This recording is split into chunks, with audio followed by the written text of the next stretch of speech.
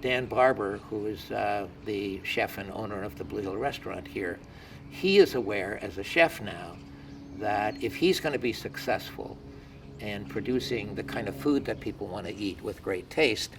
then he needs to be working with plant breeders. He needs to be working with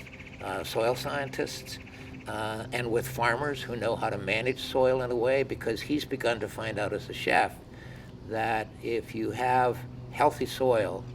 then it produces the kind of food which has the kind of taste that as a chef, all he needs to do is prepare it in a way that allows the natural flavors to express themselves. And Dan tells me that there are now essentially two schools of chef, as there are two schools of healthcare and two schools of agriculture.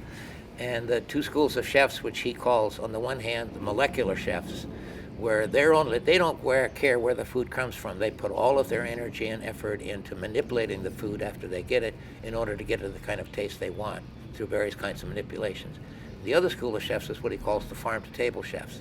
And they're the chefs who spend all of their time finding the farmers who manage the soil in a way that produces the kind of food that gives them the kind of food which he can simply prepare by allowing natural flavors to express themselves.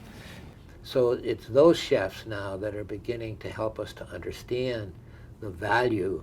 of food which has higher nutrition quality, because even though it may be more expensive, you don't eat as much because your body gets satisfied, so you actually spend less or certainly no more than you do in buying food that has low nutrient quality that doesn't satisfy you.